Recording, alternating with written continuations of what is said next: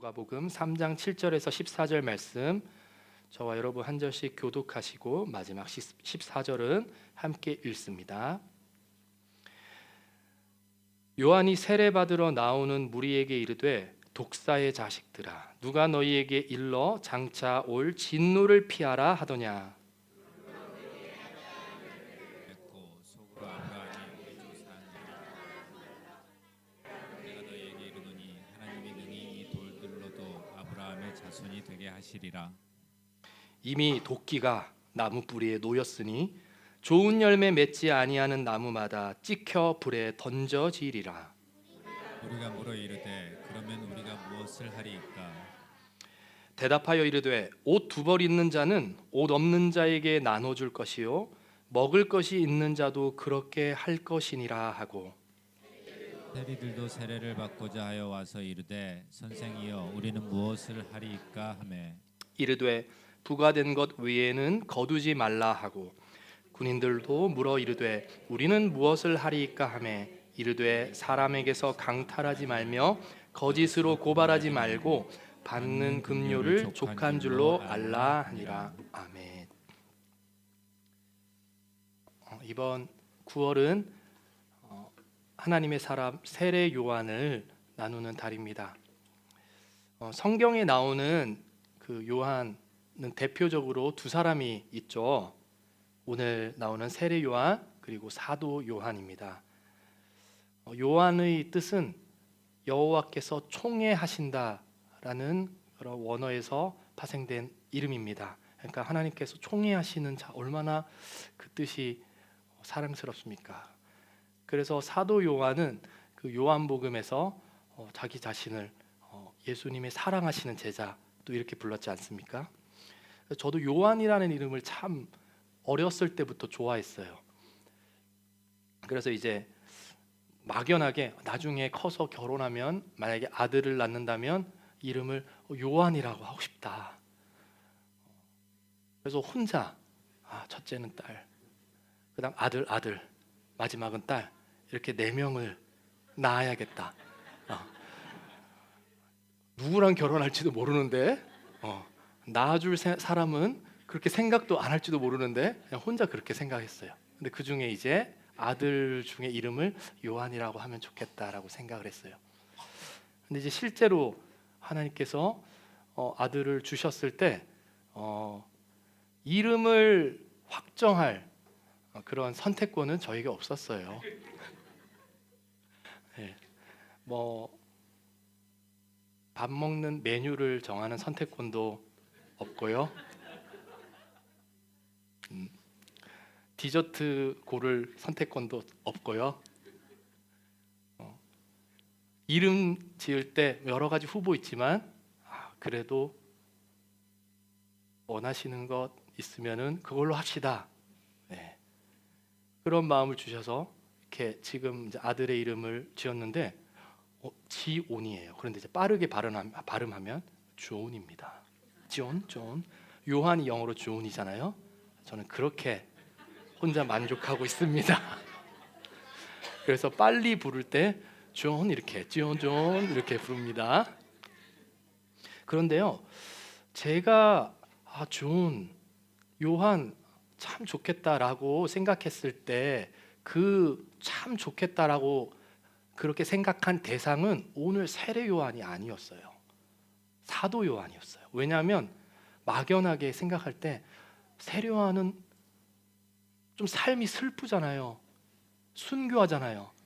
그러니까 그 마음 가운데 인간적인 마음으로 그 요한 말고 제자 중에서 제일 오래 장수한 사도 요한, 인간적인 마음은 그렇더라고요. 그런데 여러분, 그러면 세례 요한은 불쌍한 사람입니까? 그렇지 않다는 거예요. 사도 요한은 그럼 오래 살았으니까 제일 복받은 사람입니까? 그것도 아니라는 거예요. 하나님의 관점에서 나중에 이제 하늘나라 가면은 이제 우리 모두 알게 되겠죠. 얼마나 큰 상급을 하나님께서 세례 요한에게 주셨는지. 세례 요한은 경건한 제사장 가정에서 늦둥이로 태어난 귀한 아들이었습니다. 아버지는 제사장으로 또 어머니는 레위 자손 중에서도 아론의 자손이었어요. 그러니까 얼마나 혈통도 참 고귀해요. 그러다가 하나님 앞에서 흠이 없는 자라고 그렇게 평가받았어요. 그렇게 또 늦은 나이에 그 가정에서 얻은 그 아들이 일찍부터 집을 떠나서 빈들에 가서 야생의 것을 먹고 야생의 거친 것을 입고 그렇게 거칠게 살아야 했습니다. 그러니까 인간적으로 그 아들을 보면은 너무 마음이 아파요. 내 아들은 그렇게 안 살았으면 좋겠다라는 그런 진짜 육신적인 마음이 있어요. 그래서 그는 참 거친 삶을 살면서 오늘 우리에게 또 그 당시 이스라엘 사람들에게 던지는 그 메시지도 참 거칠었습니다. 오늘 누가복음 3장 7절 말씀 다시 한번 볼까요?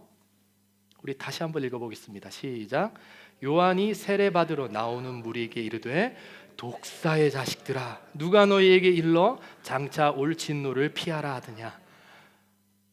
못된 짓 하고 있는 사람한테, 나쁜 짓 하는 사람한테 독사의 자식들아 이러면 조금 이제 공감할 텐데, 뭐하러 오는 사람들이라고 했어요? 세례받으러 오는 사람들한테 독사의 자식들아. 요즘 교회에서 예배하러 오시는 분들한테 이렇게 얘기하면은 안 될 것입니다. 그렇죠? 근데 이제 가끔씩 이제 요즘 시대는 많이 이제 안 보이는 것 같은데, 저기 이제 서울의 모 교회에 가면은, 어떤 교회 가면은 여전히 강력한 메시지로, 좀 할아버지 은퇴하셨는지 모르겠어요. 우리랑 교단이 달라가지고 이렇게 긴 마이크로 이렇게 하시는 유명한 분 있습니다. 근데 그분은 메시지가 아주 강력하고 선택하는 단어가 매우 세요. 근데 놀라운 것은 그러한 강력하고 센 설교 가운데 아멘 하는 소리가 엄청 크다는 것입니다. 여러분, 대단한 것은요, 그렇게 세게 전하는 메시지보다 그것을 상처받지 아니하고 순종함으로 받는 성도들에게 저는 더 놀라운 거예요. 오늘 세례받으러 나오는 사람들에게 독사의 자식들아 이렇게 세게 던지는 메시지 가운데, 그 말 가운데 발끈할 사람 그때도 분명히 있었을 것입니다. 그런데요, 발끈한다는 그 자체는 바로 교만하다는 것을 의미합니다. 거기에 나온 사람들 중에서 독사의 자식들아, 정말로 독사의 자식들아 소리 들을 만한 사람은 일부에 지나지 않았어요. 바로 정말 세례 받으러 온 사람들이 아니라 세례 요한이 누구인가, 요새 우리 종교계에 떠오르는 핫 인플루언서라고 하던데 누구인가 염탐하러 온, 지켜보러 온 바리새인들, 사두개인들, 종교 지도자들이었습니다. 그들은 교만하였습니다. 세례 요한을 떠보려고 슬쩍 관찰하러 온 사람들이었습니다.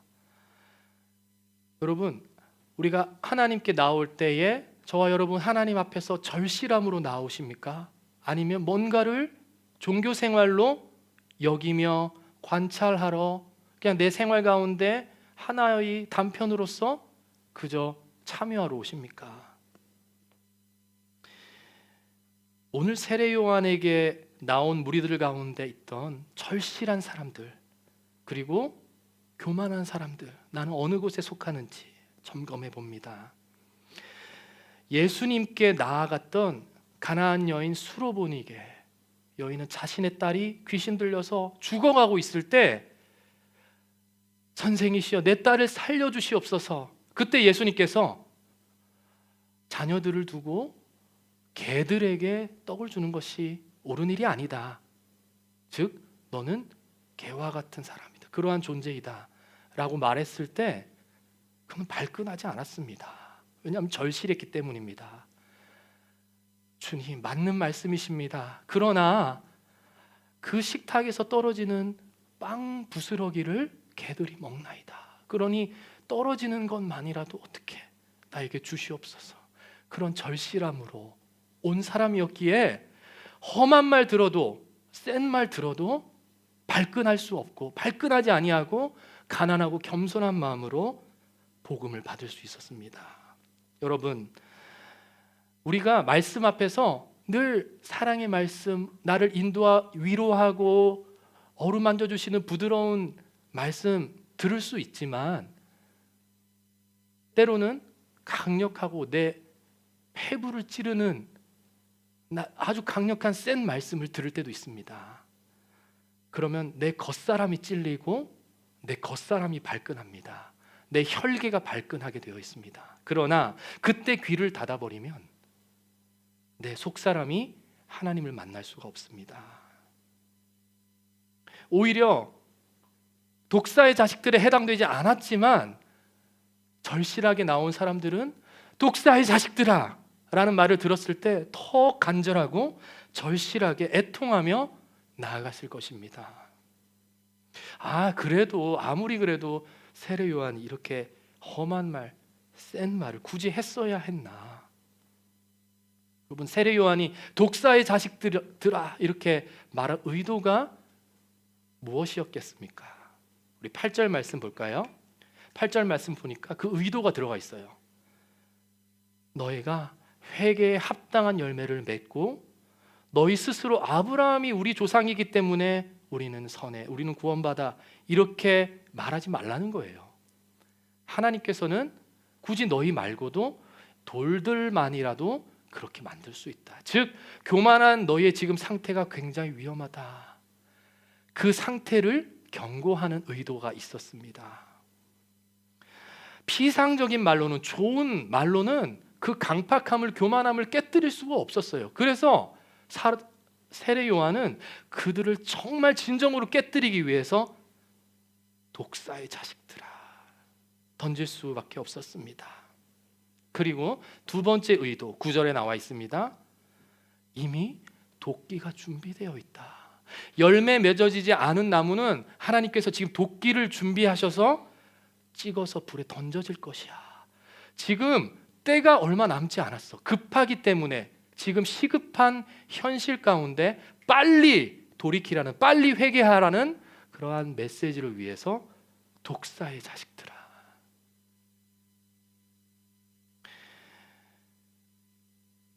인간적으로 저 사람들은 지옥불에 떨어져도 싼 사람들이다. 이렇게 인간적으로 생각할 수 있는 사람들마저도 증오와 무자비한 그런 마음이 아니라 그 사람들도 꼭 들으라고, 돌이키라고, 회개하라고 그러한 의도로 메시지를 던진 것입니다. 여러분, 그래서 말이 꼭 세다고 해서 말이 좀 내 가운데 내 겉사람을 건드리는, 자존심을 건드리는 그런 말이라고 해서 여러분 그냥 내치지 마십시오. 하나님 말씀 가운데 하나님 너무 무자비하세요, 하나님 너무 가혹하세요, 그 메시지 앞에서 당장 그렇게 반응하지 마세요. 그 의도가 무엇인가? 제가 그 교회 학교에 모 학생이 매주 저한테 군대에 대해서 물어보는 학생이 있어요. 그래서 이제 지금은 이제 군 생활이 1년 6개월로 아마 단축되었는데 좀 늘어날 수 있다고 해요. 근데 이제 저는 2년 2개월 때, 26개월 때 다녀왔는데요. 제가 군대 갔을 때 가장 충격적이었던 것은 한 번도 들어보지 못한 욕설의 종류가, 욕의 종류가 이렇게 많았구나.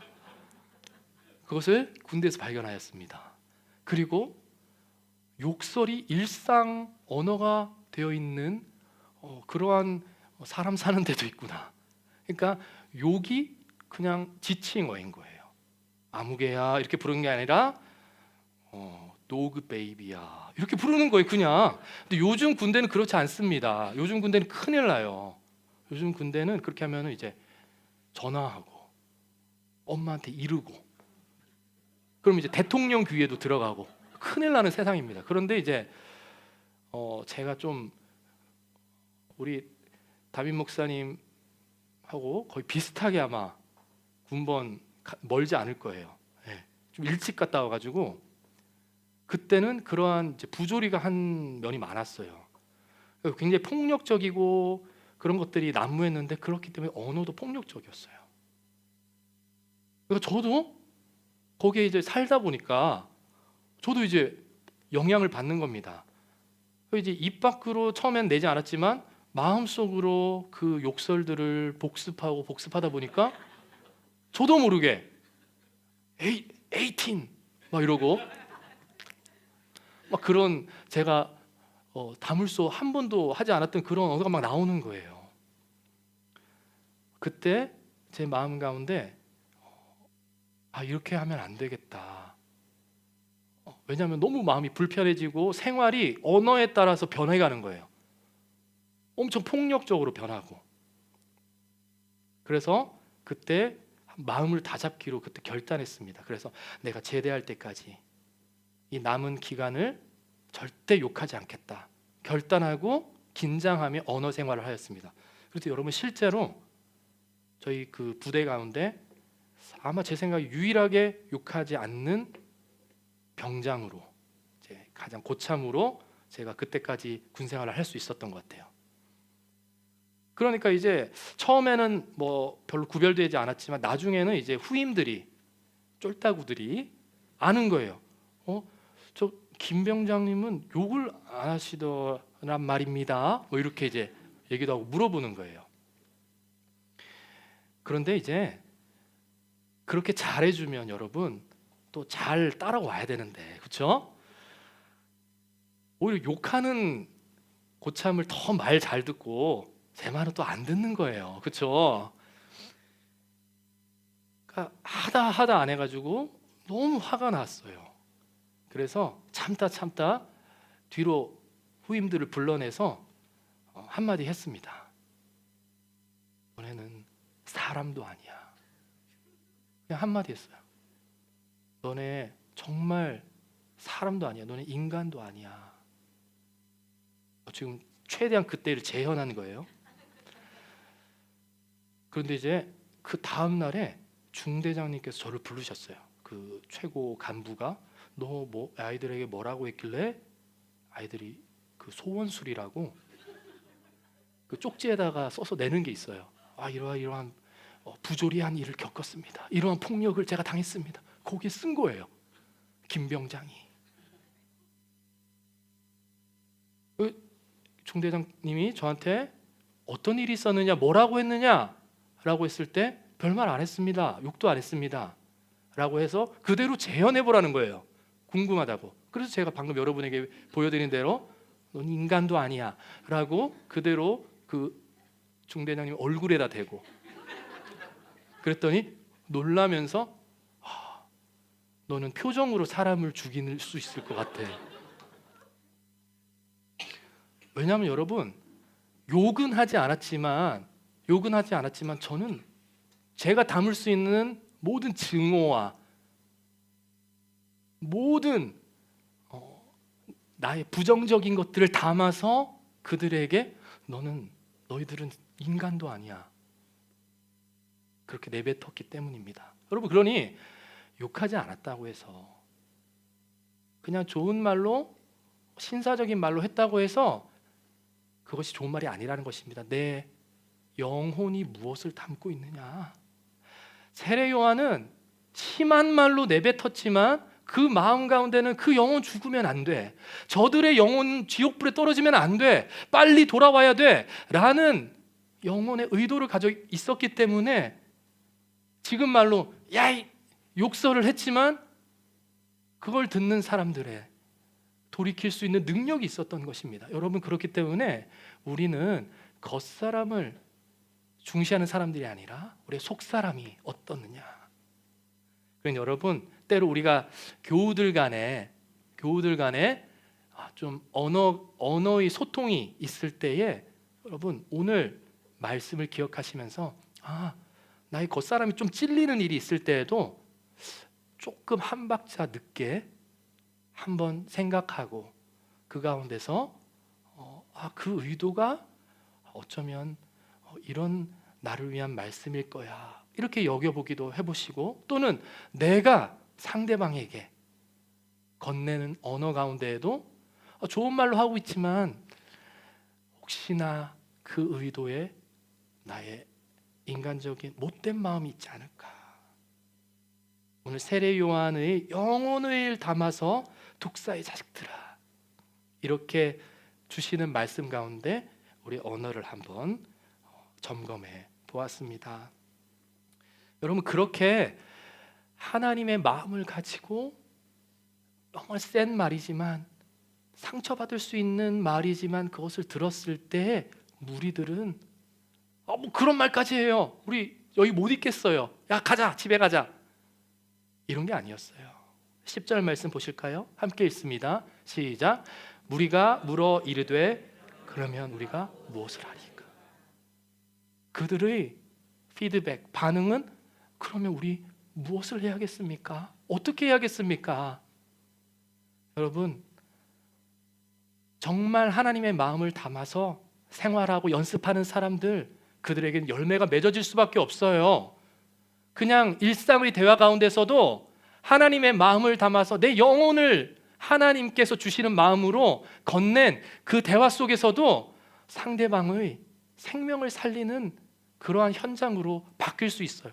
그러면 제가 어떻게 하면 되겠습니까? 무엇을 하면 되겠습니까?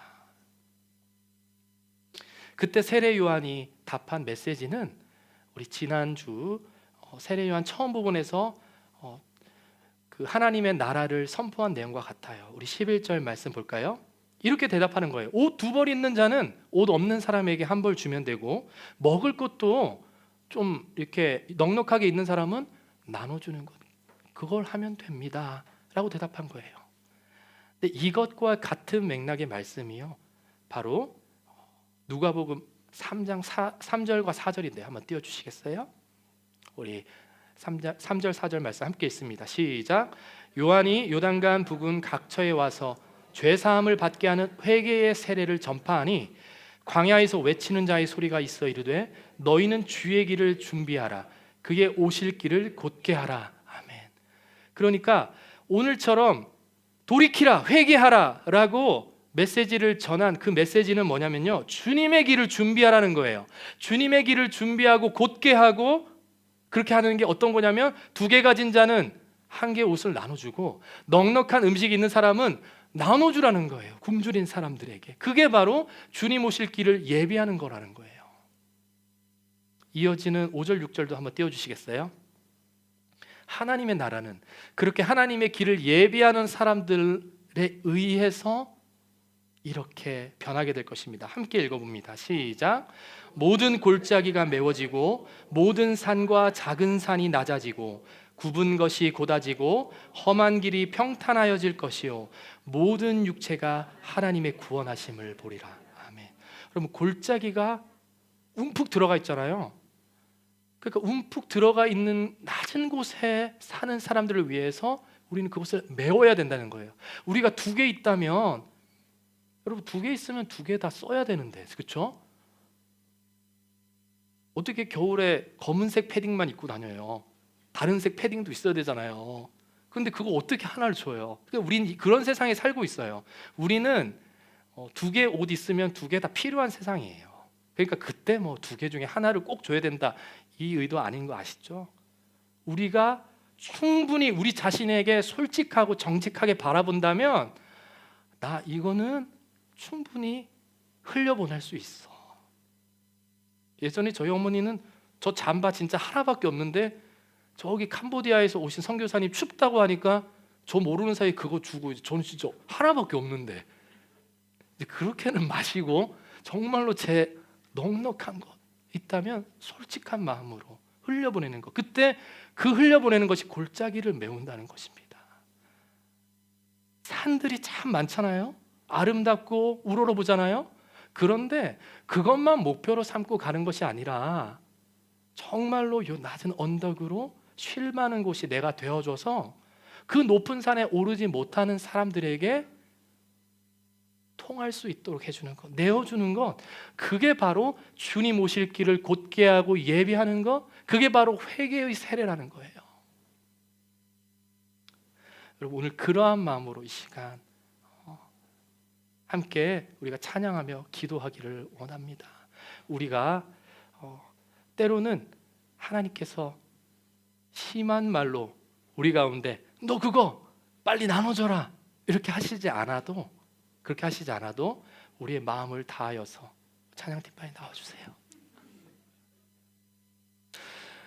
그러할 때에 우리의 것을 나누는 것이 바로 하나님 나라를 위한 것, 하나님의 길을 예배하는 것, 그리고 바로 우리의 탐심으로 가는 마음을 돌이켜서 우리의 생활 가운데 회개의 세례로 나아가는 길이라는 것을 우리 함께 묵상하며 우리 함께 찬양합니다.